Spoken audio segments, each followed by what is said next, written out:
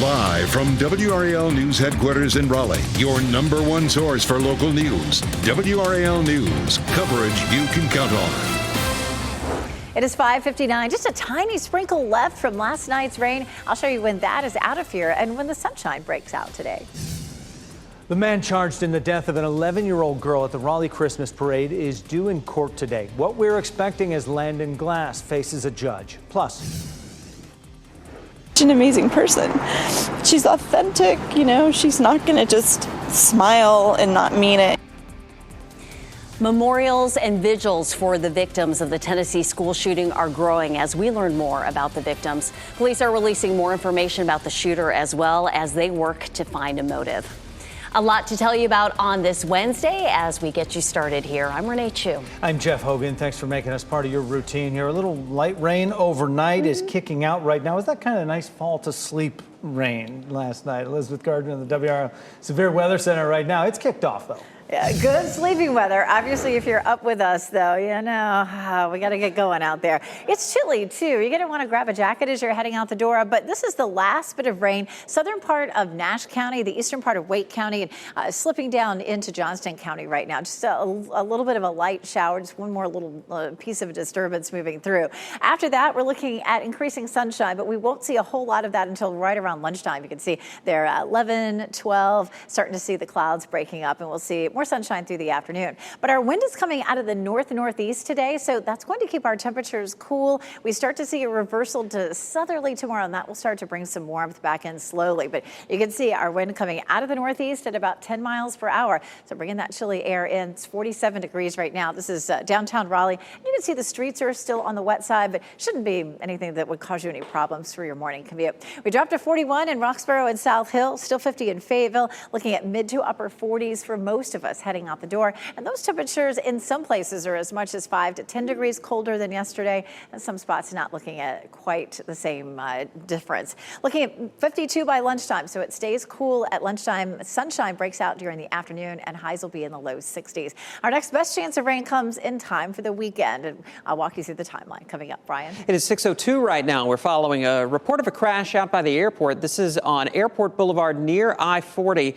just to the north of that I-40 interchange. Reportedly a crash with injuries. I just checked some of the sensor data in that area, and I'm not seeing any big delays right now, but it is something you want to keep in mind as you head up the ramp from I-40 onto Airport Boulevard. You could see some activity there. We're working to get some more details about that crash. Still looking okay around the rest of the triangle as we check those sensor readings. No trouble on 40 westbound coming in from Johnston County into Garner right now. And taking a look at Durham, both directions of I-885 are clear between I-40 and I-85. Brian, thanks. This morning, the driver of the truck that hit and killed an 11-year-old girl during the Raleigh Christmas parade is set to face a judge. This comes a week after Landon Glass was indicted on a charge of involuntary manslaughter. WRAL's Nia Harden is live outside the courthouse where Glass will be later today. Nia. Yeah, this is what he's going to actually be here for that new charge, involuntary manslaughter, and this is a felony. Landon Glass also has some misdemeanors that he is also facing charges on: death by motor vehicle, reckless driving to endanger, and carrying a firearm at a parade.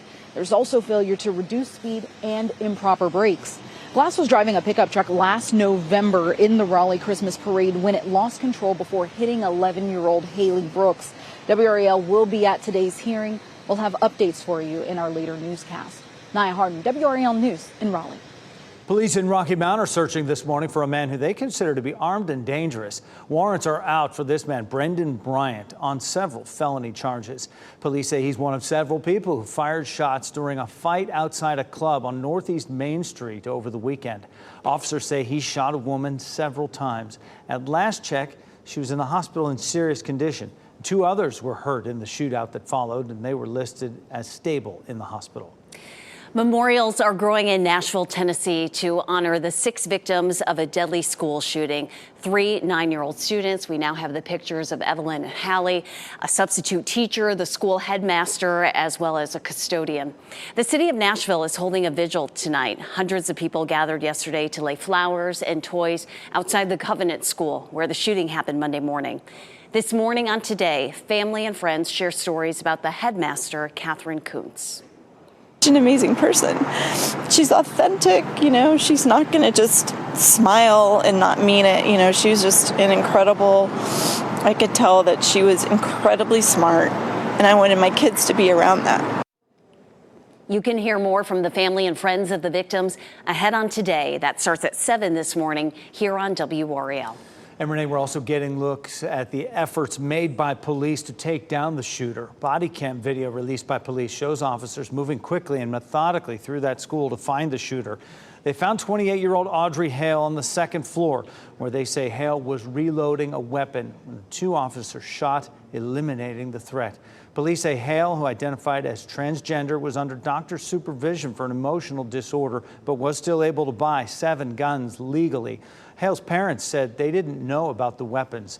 The motive for the shooting remains unclear, but authorities say Hale left behind a manifesto. It could be another day of misery for drivers near the North Carolina coast as a big wildfire spreads. Take a look. The North Carolina Forest Service posted these images on Facebook last night, showing the smoke from the so-called last resort fire in Terrell County. Officials say that smoke could lead to road closures as far away as Beaufort and Greenville. The fire has burned more than 5,200 acres. They say it's 45% contained, and investigators say it started after a debris burn jumped containment lines. There have been no injuries so far. The grand jury weighing a potential indictment against former President Donald Trump will not hear the case again this week. Manhattan District Attorney Alvin Bragg was surrounded by security when he arrived at his office yesterday. He's in charge of presenting evidence to the grand jury on Trump's alleged role in a hush money payment scheme to adult film actress Stormy Daniels. Trump has lashed out at Bragg, who has received death threats. It's not clear why the jury is not meeting for the rest of the week or what that means for a potential indictment. The rules for buying a handgun in North Carolina could be about to change. The State House is set to vote today on overriding a veto from Governor Cooper. That veto blocked a Republican-sponsored bill to make getting a handgun permit easier. It would end the rule for a local sheriff to sign off on any permit. The state Senate already voted to override the governor's veto. Republicans in the House need one Democrat to side with them to do the same and make the bill law. Happening right now in the WRAL Live Center this morning, China is threatening retaliation if Taiwan's president meets with U.S. House Speaker Kevin McCarthy. That's Tsai Ing-wen. She is Taiwan's president. They are warning of resolute countermeasures. They are scheduled to meet next week in Los Angeles. Now, in the past, then House Speaker Nancy Pelosi visited Taiwan back in 2022, and Beijing launched missiles over the area as a result of that. But Tsai is saying this morning, she said this is a chance to show Taiwan's commitment to democratic values on the world stage. She is scheduled to fly through New York tomorrow. She's heading to Guatemala and Belize before she will head to Los Angeles next week on April 5th. The U.S. stops are the most closely watched and highly anticipated of her trip. New video from France shows clashes between police and demonstrators as protests over pension reform escalate. Police used tear gas on protesters in Toulouse and other cities yesterday. There are also reports of protesters starting fires and throwing rocks and bottles at police officers. Nearly 750,000 people are estimated to have been involved in protests yesterday alone. 4 Durham City Council members are condemning one of their own. They say Deidreana Freeman was wrong to blame the city attorney for an outburst captured on camera.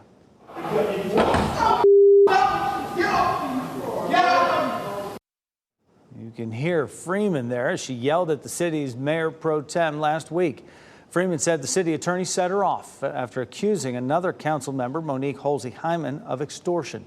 Freeman's fellow council members sent a letter defending the city attorney. It was signed by everyone except Halsey-Hyman and the mayor. Halsey-Hyman is under investigation for extortion.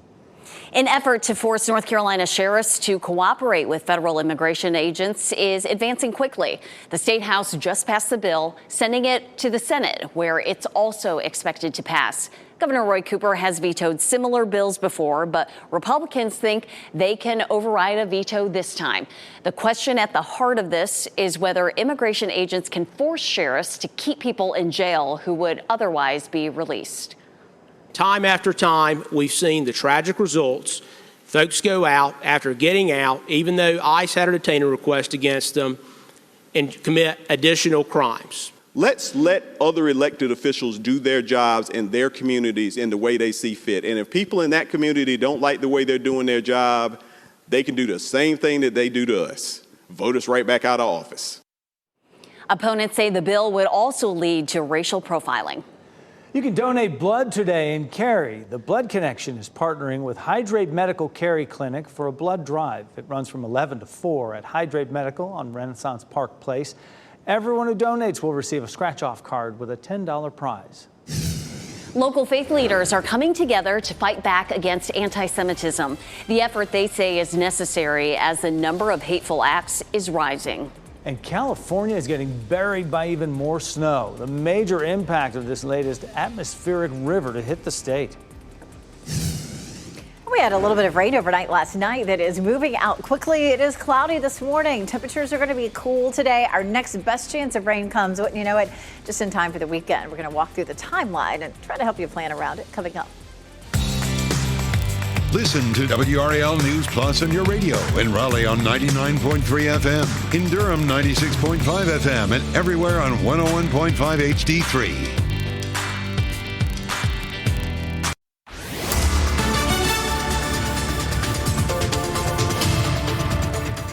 6:13. It was a rainy night, so we start with dual Doppler 5000 radar. We have this very interesting little bitty disturbance that's continuing to bring some light showers, moving out of Wake County down here into Johnston County, into Wilson County as well, but it's not producing much rain, and that's really the only thing left. We will see clearing skies as we head into the afternoon. Right now, we're looking at some damp streets. In Fayetteville, it is 50 degrees, 47 in Durham, and 49 degrees in Rocky Mount. But the wet streets shouldn't cause you any real problems heading out the door. You don't need to grab a raincoat, but you might want a jacket. Our temperatures are chilly. We're looking at 40s for the morning commute, and for the evening commute, we do climb up into the low 60s, and by that point, we should see some sunshine, but I'm tracking more rain for parts of the weekend. I'll show you coming up. Brian?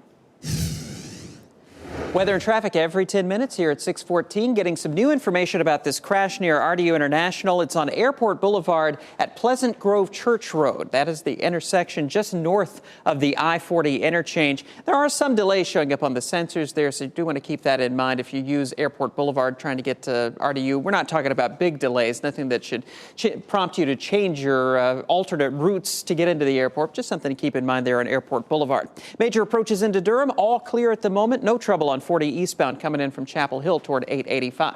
Jeff? Thanks, Brian. A man wanted for murder in South Carolina is now in custody here in North Carolina. Deputies found Robert Peoples, Jr. in Zebulon. He is charged in a case out of Lee County, South Carolina. Peoples is being held in the Franklin County Jail without bond as he awaits extradition. Faith leaders from across our area are calling for a group effort to fight anti-Semitism.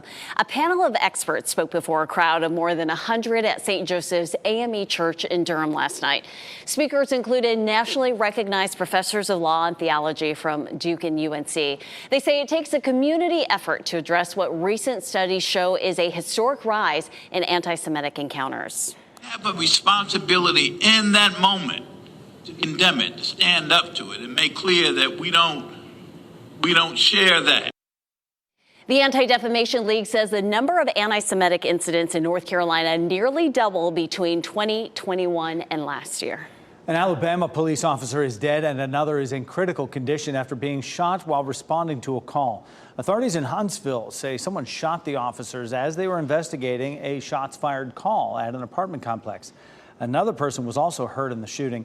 The suspected shooter then barricaded himself into an apartment. Police were able to arrest him without further incident. He's facing a charge of capital murder of a law enforcement officer.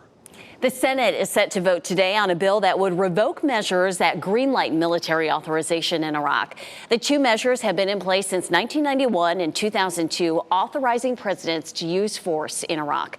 Lawmakers in both parties are increasingly seeking to take back congressional powers over U.S. military strikes and deployments.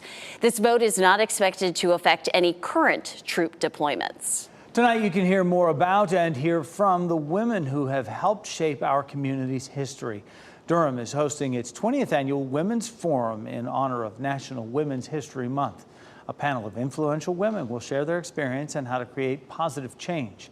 The forum will be live streamed on Durham's social media pages. It runs from 6 to 7:30 tonight. We'll find out more today about a new fiber optic cable designed specifically to improve internet access in rural areas. Governor Roy Cooper is joining U.S. Commerce Secretary Gina Raimondo for the reveal. They'll be at the CommScope building in Catawba, right along I-40. Governor Cooper has said he wants to make rural broadband a priority. Today's announcement is at 9. And in Northampton County, a company is expanding its fiber internet services. Roanoke Connect announced it will bring fiber connectivity to more than 4,000 homes. The company is encouraging customers to check in to see if they're eligible for this extended access. Northern California is in the grips of another winter storm. Up to 3 feet of snow could fall in the Sierra Nevada mountains by the time the snow ends today. The same system also brought several more inches of rain to the central California coast. California has been hit with more than a dozen atmospheric rivers already this year. Almost like an assembly line of them. They haven't been able to catch a break. Meanwhile, we are drying out this morning after rain overnight is moving through. Meteorologist Elizabeth Gardner in the WRAL Severe Weather Center with why it'll be a cooler day today. Our wind is coming out of the north now after the system moved by that brought us the rain last night. So temperatures are going to be chilly today. But after today, our wind will shift back to southerly and it'll start to feel pretty nice, especially, say, Thursday, Friday, Saturday. However, we have rain in the forecast for late Friday and Saturday. So the temperature looks nice for Saturday as we climb into the low 80s, but we will have some rain and windy conditions. We're going to walk through that coming up over the next couple of minutes. Sunday behind that front looks nice. Temperatures will be in the 60s, but we'll see some sunshine. Goldsboro and Durham, as well as Apex and Chapel Hill, drying out nicely. Early this morning, we still had some wet streaks, but as we take a look at Chapel Hill from Top of the Hill Restaurant, you can see it's drying out nicely. Weather-wise, there shouldn't be much out there to cause you any problems. We do have this tiny little band of showers that continues to slip southward. I mean, you can see which way the wind is coming from, right? So Wilson County, Johnston County seeing a quick little sprinkle. That should move out of here pretty quickly. After that, once we get to lunchtime, we start to see the clouds thinning out a little bit, and we'll see increasing sunshine through the afternoon. A little bit breezy, and that wind is coming out of the north, so it's going to be nippy. Definitely not shorts and t-shirts weather for the kids today. Low pressure system moving out, taking the rain with it, but low pressure systems have winds that rotate counterclockwise, so we are right in that northeasterly flow that's going to keep things cool. We look back to the west, the next system coming on shore here, being pushed on shore by the jet stream, otherwise being called the atmospheric river, bringing so much snow again to parts of the Sierra. That's the system that arrives here on Friday and Saturday in a completely different form, of course. But of course, across the Sierra, looking at another 3 to 4 feet of snow with this system as it's coming on shore. As this moves across the country, it'll be a severe weather threat for the Mississippi Valley and the upper Midwest, looking at the potential for tornadoes with a level 3 risk. We're not likely to see severe storms out of this. We may see the first bit of rain late on Friday. There's Friday at 5 o'clock with that rain just to our west, and it starts to creep in during the evening. The cold front comes in on Saturday. There's Saturday morning. So once we get into the middle of the day, we're likely to see some rain and some scattered thunderstorms. That rain may be heavy at times, but it does start to pull out around 4 to 5 p.m. And so folks who are headed out to Dreamville, once we get closer to sunset, there's still plenty of music after that. That's when it'll be drier. And this high pressure system builds in for Sunday, bringing us plenty of sunshine, but temperatures will be cool. Here's a look at our rain chances for the weekend. It's a 20% chance during the day Friday, and then a 40% chance overnight. We jump to a 60% chance on Saturday. We may have to bump that up a little bit too as it gets closer. 81 Saturday, but windy. There are lots of tents set up at Dreamville, so that could be an issue. And then on Sunday, we're back to sunshine, quiet weather, but cooler at 68. Once we get past the weekend, our temperatures start to rebound again, back to 80 degrees on Tuesday, Brian. 621 right now. Still have this crash out at Airport Boulevard near I-40. It's up at Pleasant Grove Church Road, that intersection, that first intersection just north of the I-40 interchange. Still seeing some delays in that area, but not very significant delays at this point. I'm also tracking building traffic on 40 westbound heading through Garner. We'll get an update on those drive times coming up in just a few minutes. Elizabeth has been pointing out those showers moving through Johnston County, and right now our current road conditions model indicates that we are seeing some wet roads in Johnston, Wilson, Franklin County, up toward Nash County as well. I want to zoom into Johnston County, show you a couple of traffic cameras there. One in Smithfield at 95 at 70, another at 95 at Pittman Road heading up toward Kinley, and it looks pretty wet out there, so you do need to slow down, give yourself some extra time. Lawmakers want answers from Starbucks about how it treats employees who want to unionize. The answer the company's CEO will need to give on Capitol Hill today. And how long will PNC Arena be called PNC Arena? We could learn more about that from the stadium's owners this morning.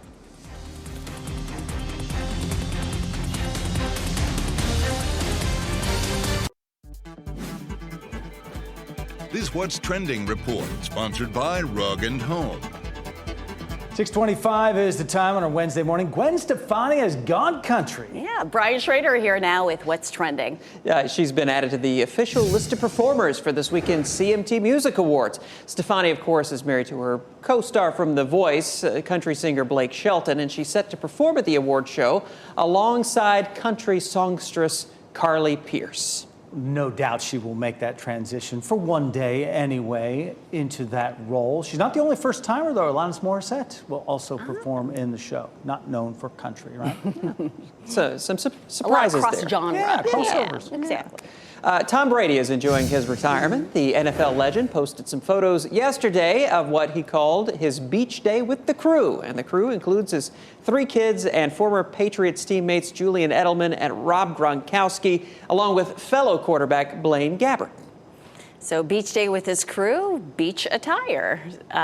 You know, that whole like volleyball sand thing just gives me like the original Top Gun movie vibes right there. But it looks like he's doing pretty well. Glad he had a fun day. Over that story.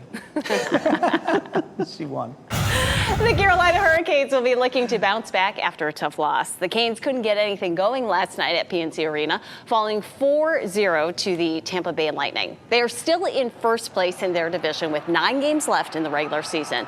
Their next game is in Detroit tomorrow night. National Basketball Hall of Fame will soon have 6 new members. ESPN reports Dwayne Wade, Dirk Nowitzki, Pau Gasol, and Tony Parker are the 4 NBA players who will be added as part of the class of 2023. Also joining the Hall of Fame will be legendary coach Greg Popovich and longtime WNBA star Becky Hammon. A formal Hall of Fame announcement will happen during the NCAA basketball tournament's championship weekend. The driver of the out-of-control pickup truck during the Raleigh Christmas Parade is going to be back in court today. Coming up, we're going to tell you about the new charge he is facing. And last night's rain has moved out and roads are drying out nicely, as you can see live here in Lewisburg. It is going to clear as we get into the afternoon, but I'll show you why temperatures stay chilly today coming up.